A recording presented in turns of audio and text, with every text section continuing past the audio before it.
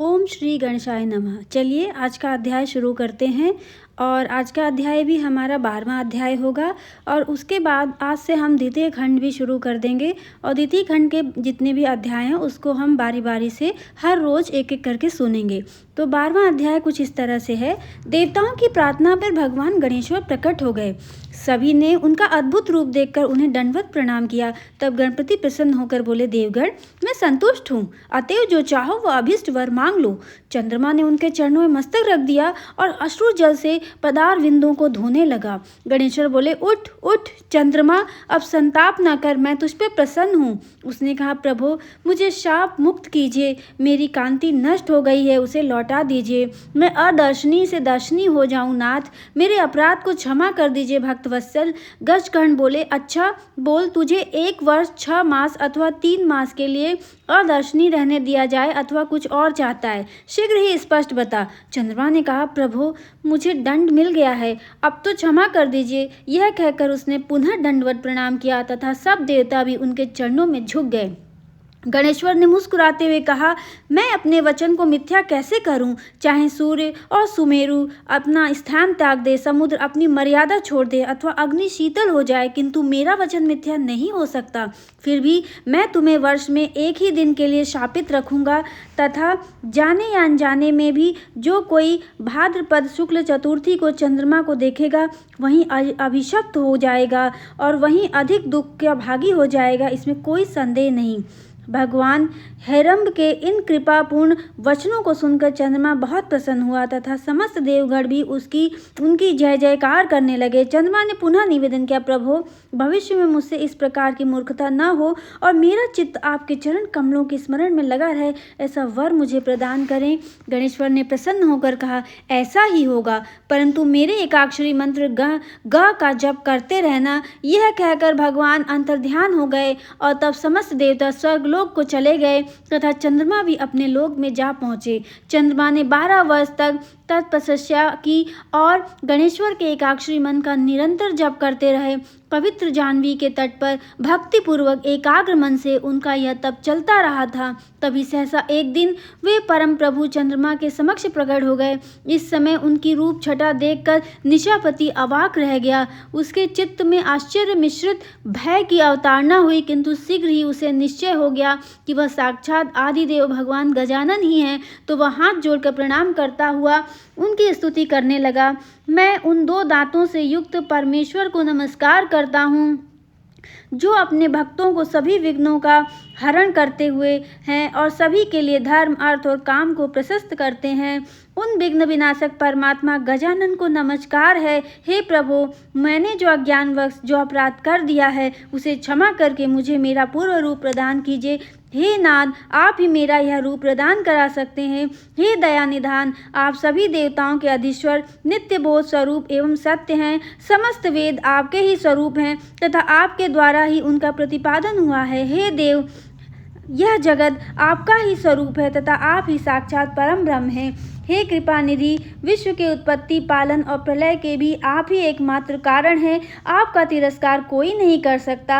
भगवान गजकर्ण ने चंद्रमा की ओर कृपापूर्ण दृष्टि से देखा और मधुर मुस्कान बिखेरते हुए बोले, सुधांशु, यह तो मैं पहले ही कह चुका था कि तुम प्रत्येक वर्ष केवल 1 दिन के लिए ही अदर्शनीय रहोगे। उस दिन तुम्हें जो भी कोई जाने अनजाने देख लेगा वहीं बस अभिशाप का भागी बनेगा। इस प्रकार तुम्हारी निस्तेज स्विता को ऐसे ही लोग बांट लेंगे। कृष्ण पक्ष की चतुर्थी में जो व्रत किया जाए उसमें तुम्हारा उदय होने पे व्रत करने वाले वे लोग यदि मेरी और तुम्हारी यत्नपूर्वक पूजा करेंगे तो उस व्रत का फल लाभ होगा। उस दिन तुम्हारा दर्शन अवश्य करना चाहिए अथवा व्रत का फल नहीं मिलेगा। चंद्रदेव, तुम अब भविष्य में अपने एक अंश से मेरे मस्तक पर विद्यमान हो जाओ, इससे मुझे तो प्रसन्नता होगी ही, तुम्हारी भी शोभा होगी। प्रत्येक मास की शुक्ल पक्ष की द्वितीया में तुम्हारे दर्शन का बड़ा महत्व रहेगा और उस दिन अधिकांश स्त्री पुरुष तुम्हारे दर्शन का पुण्य लाभ करते हुए तुम्हें नमस्कार किया करेंगे। मैं वर देता हूँ कि अब तुम पूर्ववत तेजस्वी, सुंदर एवं वंदनीय हो जाओ। शौनक, इस प्रकार वर देकर भगवान गजानन अंतहित हो गए और चंद्रमा अपनी पूर्व तेज प्राप्त करके प्रसन्न हो गया। इस प्रकार भगवान गजकर्ण का यह अत्यंत महिमायुक्त उपाख्यान मैंने तुम्हें सुना दिया। बोलो अब और क्या सुनना चाहते हो। अब से हम आज द्वितीय खंड शुरू करते हैं। द्वितीय खंड का प्रथम अध्याय शुरू करते हैं।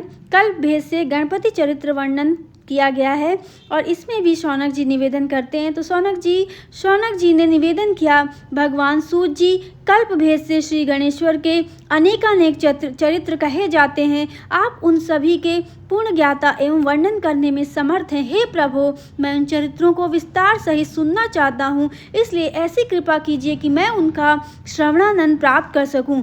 सूत जी बोले, शौनक, तुम धन्य हो जो भगवान विनायक के चरित्र श्रवण में इतने उत्सुक हो रहे हो। मैं तुम्हारी इच्छा अवश्य पूर्ण करूँगा। अब मैं श्वेत कल्प में हुई गणेश उत्पत्ति की कथा तुम्हें सुनाता हूँ, ध्यान से सुनो। भगवती पार्वती की दो सखियां थीं, जया और विजया।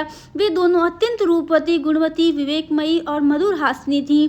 पार्वती उनका बहुत आदर करती थी। एक दिन उन सखियों ने उनसे निवेदन किया, सखी, अपना कोई गण है, इसलिए एक गण तो अवश्य होना ही चाहिए। उमा ने आश्चर्यपूर्वक कहा, क्या कह रही हो सखियों, हमारे पास करोड़ों गण हैं जो तुरंत आज्ञा पालन में तत्पर रहते हैं, फिर किसी अन्य गण की क्या आवश्यकता है।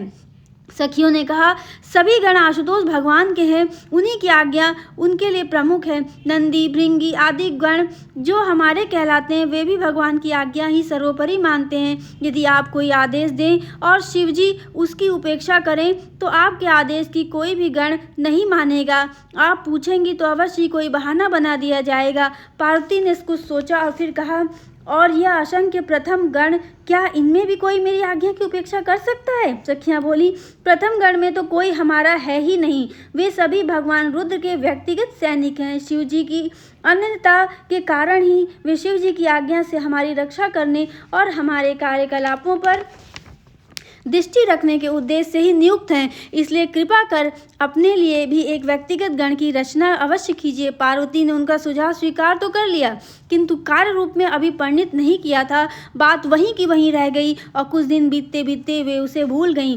एक दिन प्रातः काल का समय था।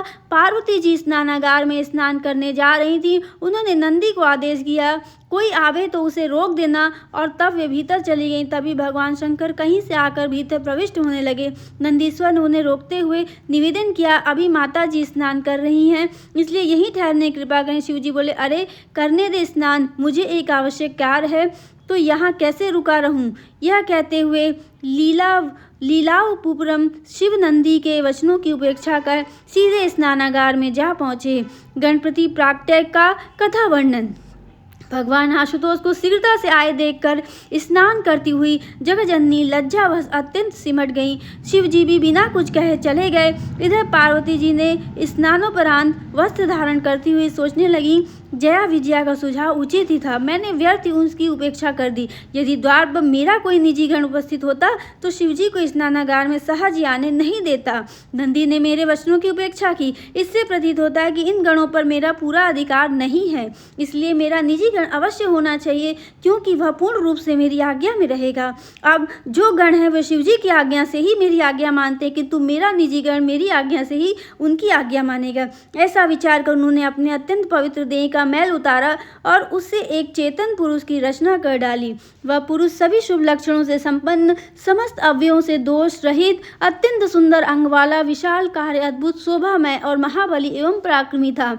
पार्वती जी ने तुरंत ही अनेक प्रकार के दिव्य वस्त्र आभूषण धारण कराए और शुभ आशीर्वाद देती हुई बोली, वत्स, तू मेरा ही पुत्र है, मेरा हृदय रूप होने के कारण मेरा ही है, तुमसे अधिक प्रिय अन्य कोई नहीं है। तब उस पुरुष ने अत्यंत आदरपूर्वक जननी के चरणों में मस्तक रख के प्रणाम किया और फिर हाथ जोड़कर बोला, जननी, मैं आपका ही हूँ और आपका ही रहूँगा, सदैव आपकी आज्ञा पालन करूँगा। अब आपकी क्या इच्छा है उस विषय में आदेश कीजिए, आपके द्वारा निर्दिष्ट प्रत्येक कार्य करने के लिए मैं प्रस्तुत हूँ। पार्वती जी बोली, पुत्र, तुम्हें मेरी आज्ञा से भिन्न किसी की भी आज्ञा नहीं माननी है। तुम मेरे द्वारपाल रूप में रहो और कोई भी कहीं से भी आया हो उसे मेरे अंतःपुर में तक आने मत दो, जब तक कि मेरा आदेश प्राप्त न कर लो। इस विषय में तुम्हें सदैव सतर्क रहना होगा। दूसरा अध्याय गणपति शिवगण युद्ध। यह कहकर पार्वती जी ने अपने पुत्र के मस्तक पर हाथ फेरा और उसके हाथ में एक दिव्य छड़ी दे दी। इस समय वह अत्यंत सुंदर और शोभा संपन्न प्रतीत हो रहा था, इसलिए पार्वती जी ने उसे देखकर आनंद में अत्यंत निमग्न हो गई। फिर उसको दुलार कर द्वार पर नियुक्त कर दिया। बालक गणेश छड़ी लिए हुए द्वार पर डट गए। जब पार्वती जी अपनी सखियों से स्नानागार में जाकर स्नान करने लगी, इसी समय द्वार पर उनका निजी द्वारपाल नियुक्त था, इसलिए किसी के आने की उन्हें कोई चिंता नहीं थी। तभी भगवान भूत बावन द्वार पर पधारे और शीघ्रता से भीतर प्रविष्ट होने लगे। उन्हें यह भी ध्यान नहीं था कि द्वार पर कोई शिवगण नहीं, पार्वती पुत्र खड़ा है। वे उनसे परिचित भी नहीं थे, इसलिए समझा अपने गणों में से कोई खड़ा होगा। शिवजी को गृह में प्रविष्ट होने की चेष्टा करते देखकर गणपति ने उन्हें रोकते हुए पूछा, देव, यह माता पार्वती जी का निजी भवन है, इसमें प्रवेश के लिए उनकी आज्ञा लेना अनिवार्य है। आप बिना आज्ञा कहाँ जा रहे हैं? तब चंद्रमौली का ध्यान उसकी ओर गया और वे बोले, मूर्ख, तू कौन है? किसको रोकने की चेष्टा करता है? हट आगे से, मुझे भीतर जाने दे। गणेश जी ने कहा, माता जी स्नान कर रही हैं, जब वे वस्त्र आदि धारण कर लें तभी उनके पास आपको भीतर जाने के लिए मैं आज्ञा ले सकता हूँ और आप अंदर जा सकते हैं। तब तक आप यहीं कहीं ठहर जाएं अथवा पुनः आने का कष्ट करें। त्रिलोचन को व्याख्यान अच्छा न लगा, बोले, अरे तू मुझे जानता नहीं, पार्वती का स्वामी और तीनों लोक का ईश्वर साक्षात शिव हूँ, अतएव मेरा मार्ग छोड़कर खड़ा हो। गणपति ने मार्ग पूर्ण रूप से रोक लिया और बोले, देव, आप कोई भी क्यों न हो, जब तक माता जी की आज्ञा नहीं होगी तब तक आपको भीतर जाने नहीं दूंगा। यह कहकर बालक ने हाथ की छड़ी आड़ी कर ली। शिव जी को उसकी दृढ़ता देखकर आश्चर्य हुआ। बोले, तू तो अत्यंत बुद्धिहीन प्रतीत होता है रे। तू कौन है जो मुझे मेरे घर में जाने से रोकता है? अब तू तुरंत ही मार्ग छोड़कर दूर हो जा। अब यहीं पर आज का अध्याय समाप्त करते हैं। और आज के अध्याय में हमने प्रथम खंड का 12वां अध्याय ख़त्म किया है और दूसरे खंड में अब हम पहुंच गए हैं और दूसरे खंड का हमने पहला अध्याय ख़त्म कर लिया है और दूसरा अध्याय हम लोग का अभी चल रहा है। तो मैं आशा करती हूँ कि आपको यह अध्याय पसंद आया होगा और अगले अध्याय सुनने के लिए आप ज़रूर आएंगे। अगली कथा सुनने के लिए आप अगले अध्याय में ज़रूर आएंगे। तब तक आप मेरे चैनल को सब्सक्राइब कर लें, शेयर करें, लाइक करें और तहे दिल से मैं आप सभी को धन्यवाद करती हूँ और आप ज़रूर अपना बेल आइकन प्रेस कर लें। तब तक के लिए धन्यवाद।